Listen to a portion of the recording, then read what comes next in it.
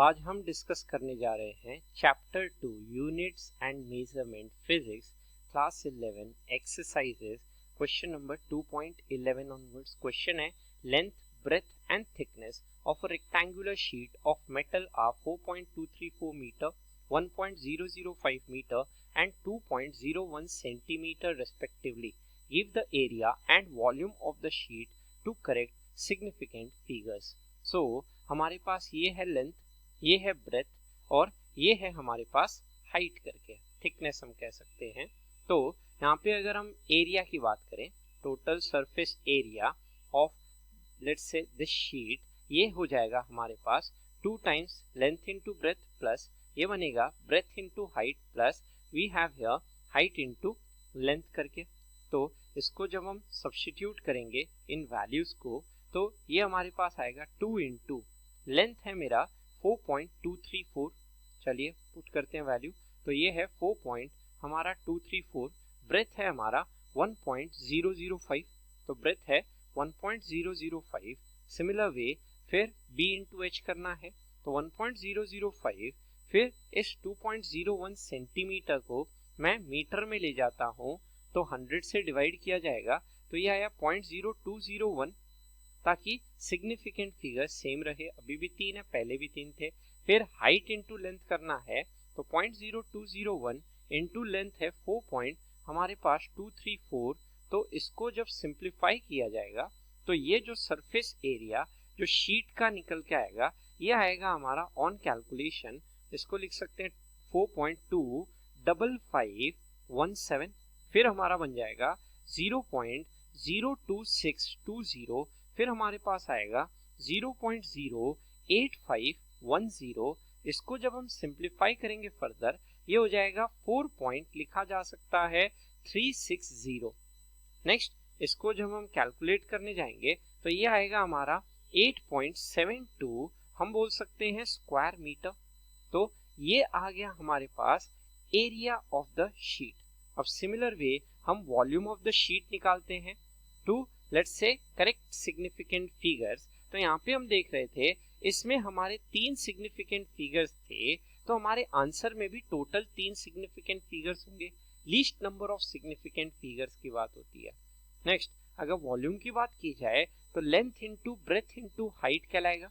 Length है हमारे पास 4.234 metre, फिर ब्रेथ है हमारे पास 1.005 मीटर और हाइट है हमारे पास 0.0201 लेट्स से मीटर।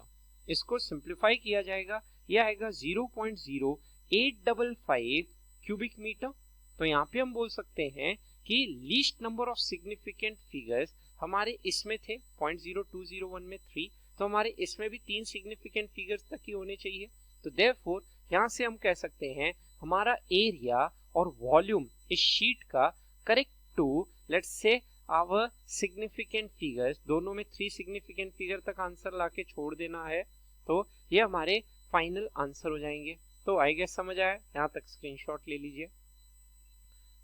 तो नेक्स्ट क्वेश्चन है हमारे पास the mass of a box measured by a grosser's balance is 2.30 kg.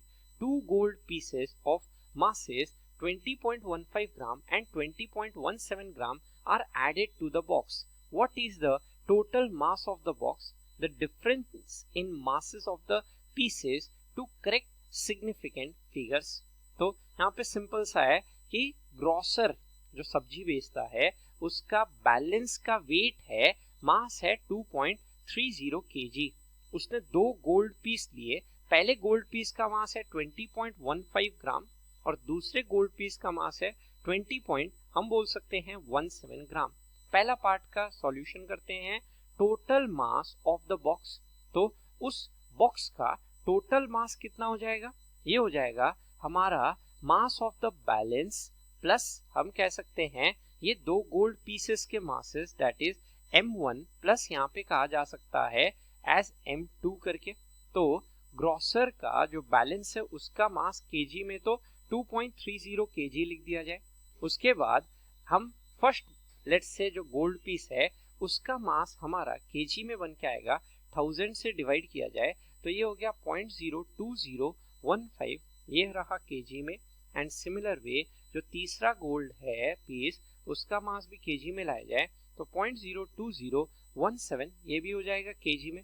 अब इसे जब हम सिंप्लीफाई करेंगे तो ये हमारा कैलकुलेशन करने पे आएगा 2.34032 हम बोल सकते हैं केजी में। और एडिशन सब्ट्रैक्शन में हम ध्यान रखते हैं कि least number of digits after decimal.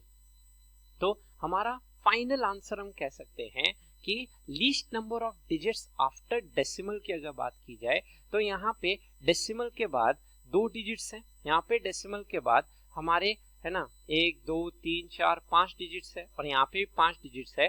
तो हमारा डेसिमल के बाद 2 डिजिट्स तक राउंड ऑफ करना है तो इसका फाइनल आंसर लिख दिया जाएगा हमारा सच एज 2.34 kg करके। ये रहा हमारा फाइनल मास। नेक्स्ट हम बात करते हैं डिफरेंस इन मासेस की।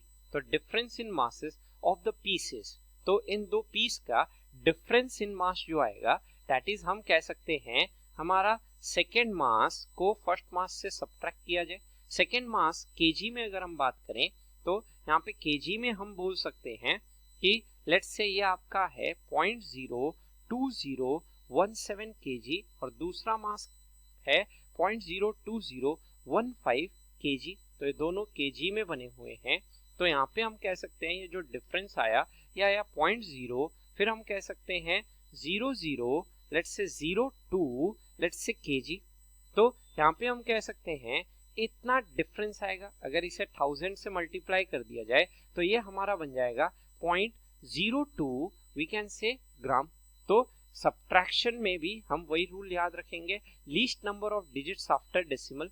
तो यहाँ पे दोनों में हमारे 5 डिजिट्स है तो आंसर में 5 डिजिट होने चाहिए डेसिमल के बाद। तो देयरफॉर हमारा फाइनल आंसर जो हो जाता है इन क्वेश्चंस का तो ये हो जाता है 2.34 kg और यहाँ kg में बात करें तो पॉइंट आपका 40 और 2 kg। तो ये है 2.12। आई गेस समझ आया, यहाँ तक स्क्रीनशॉट ले लें। तो 2.13 पे आते हैं। क्वेश्चन है a physical quantity P is related to 4 observables A, B, C and D as follows. P दिया हुआ है a cube b square divided by root under c into d. Percentage errors of measurement in ABC and D are 1%, 3%, 4% and 2% respectively. What is the percentage error in the quantity P if the value of P calculated using the above relation turns out to be, let's say 3.763? To what value should you round off the result? तो यहाँ पे हमारे पास P जो दिया हुआ है उसका value दिया हुआ है as a cube b square divided by under root of c into d। तो percentage error in quantity P की बात की जाए तो यहाँ पे P का पावर 1 है तो ये बन जाएगा 1 delta P by P is equal to A का पावर 3 है ये बन जाएगा 3 डेल्टा A बाई A, फिर B का पावर 2 है ये बन जाएगा 2 डेल्टा, यहाँ बन के आएगा B बाई B, फिर C का पावर 1 बाई 2 है तो यहाँ पे रैंडम एरर्स हमेशा एडिटिव होते हैं तो माइनस नहीं करना है। तो 1 by 2 delta C by C and D का पावर भी 1 है तो ये हो गया 1 डेल्टा हमारे पास आया D बाई D।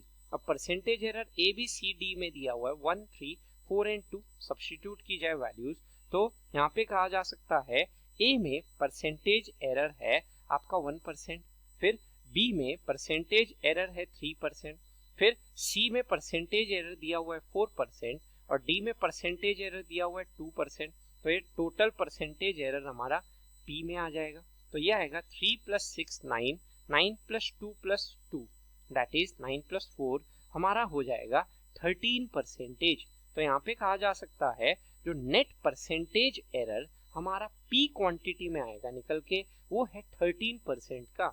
नाउ इसका सेकेंड पार्ट पे आते हैं। लिखा है if value of P calculated using the relation turns out to be, अगर P की वैल्यू हमने कैलकुलेट की वो निकल के आई 3.763 तो पूछा गया है to what value should you round off the result.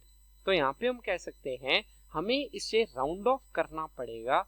आपका 13% आया है तो अप टू 2 सिग्निफिकेंट फिगर्स, तो दैट इज इसको राउंड ऑफ करेंगे 7 को तो इसका एडजेसेंट डिजिट 6 जो है वो 5 से बड़ा होने के कारण यहाँ पे कहा जा सकता है हमारा फाइनल आंसर निकल के आ जाएगा 3.8।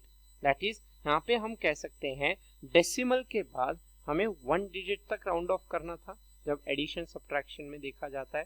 तो ये है 2.13, आई गेस समझ आया, यहाँ तक स्क्रीनशॉट ले लें। क्वेश्चन नंबर 2.14 आते हैं। क्वेश्चन है, a book with many printing errors contains 4 different formulas for the displacement y of a particle undergoing a certain periodic motion.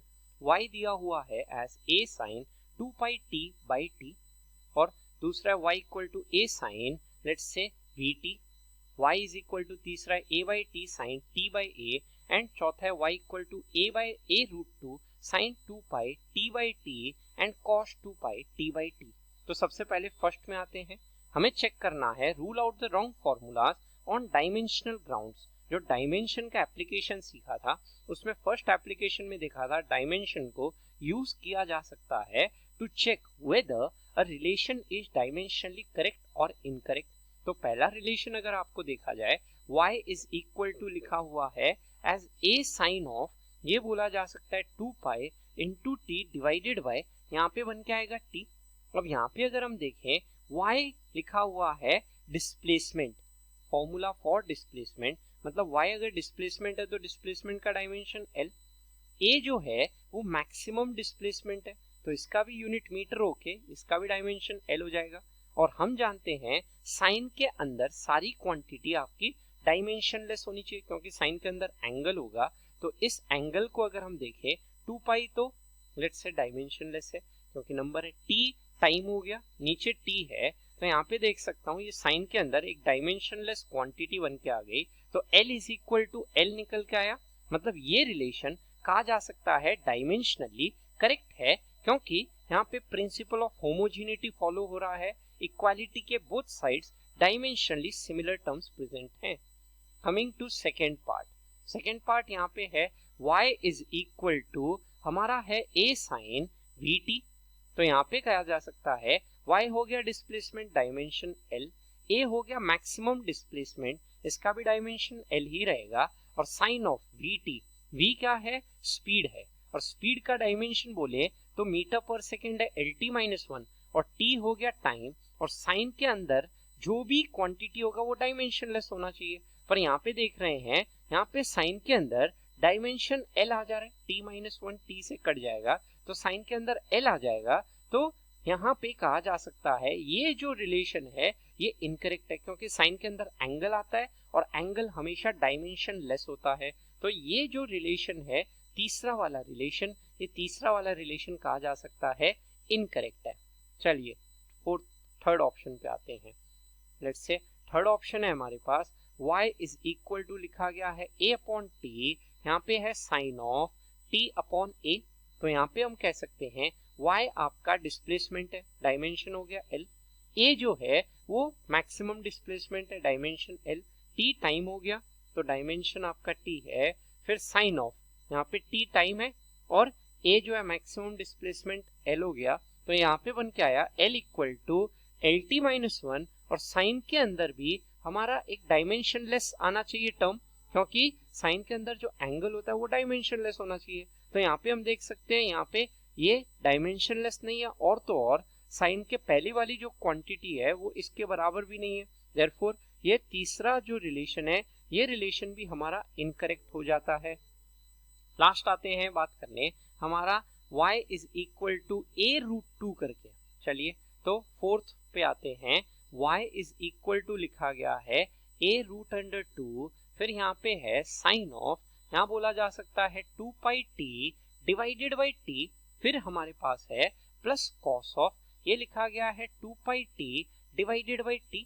अब यहाँ पे अगर देखा जाए तो y तो हो गया displacement dimension l, a maximum displacement है इसका भी डायमेंशन l, रूट 2 एक नंबर है, चलो इसका कोई डायमेंशन नहीं होगा। फिर साइन के अंदर की बात करें तो 2 पाई एक नंबर है और t का डायमेंशन हो गया t, नीचे t और यहाँ पे प्लस कॉस ऑफ, इसका भी डायमेंशन देखा जाए तो ऊपर t टाइम और नीचे भी टाइम t, तो साइन के अंदर जो एंगल है वो डायमेंशनलेस होता दिख रहा है, और यहाँ पे l इक्वल टू l आ जा रहा है, तो यहाँ से कहा जा सकता है ये भी आपका डायमेंशनली करेक्ट हो गया। हेंस हम बोल सकते हैं a और d जो है वो डायमेंशनली करेक्ट है और मेरा b और c जो है वो डायमेंशनली इनकरेक्ट है।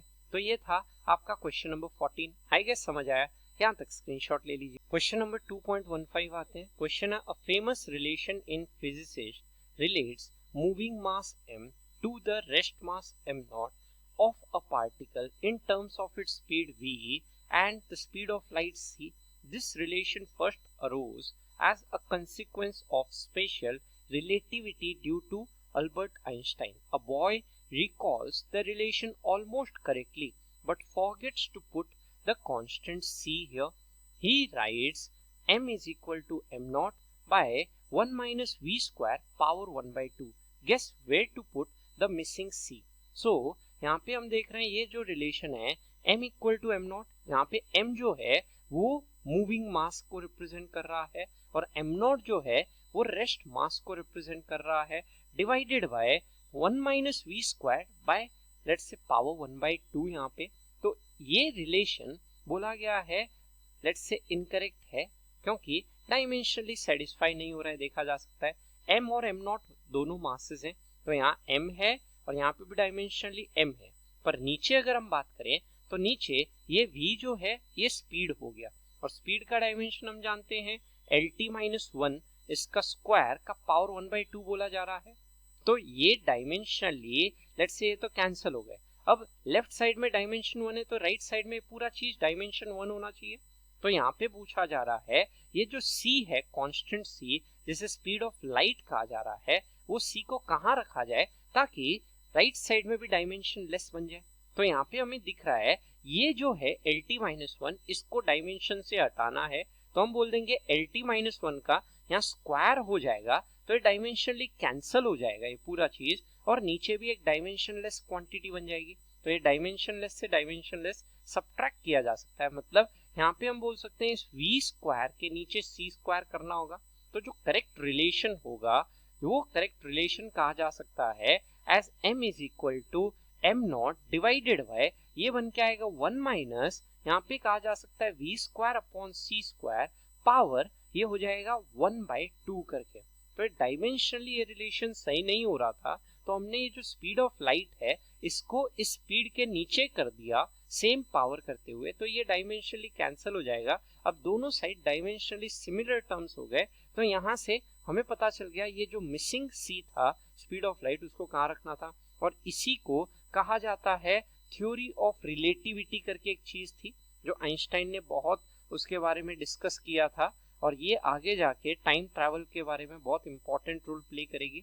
मतलब अगर कोई मास रुका हुआ है तो उसका रेस्ट मास है m नॉट, तो इस मास को हम कह दिए m नॉट, पर अगर ये मास लेट्स से मूव करता है with speed of light comparable to speed of light, अगर इसका जो स्पीड है वो लाइट के स्पीड के कंपेरेबल हो, जैसे लाइट की स्पीड होती है 3 इंटू 10 पावर 8 मीटर पर सेकेंड, हम बोल रहे हैं कंपेरेबल का मतलब लेट्स से v की वैल्यू 2 इंटू 10 पावर 8 हो जाए तो उस केस में जो मास हो जाएगा वो मास की वैल्यू मूविंग मास की वैल्यू हो जाएगी m not upon let's say 1 minus v square by c square power 1 by 2। यही है थ्योरी ऑफ रिलेटिविटी करके। अब यहाँ पे कुछ मास एनर्जी में कन्वर्ट हो जाएगा एंड सो ऑन। तो ये हमारे सिलेबस में नहीं है तो इसे और डिटेल में हमें डिस्कस नहीं करना। तो यही था स्पेशल रिलेटिविटी जो आइंस्टाइन ने दिया था। तो ये है 2.15। आई गेस समझ आए, यहाँ तक स्क्रीनशॉट ले लीजिए।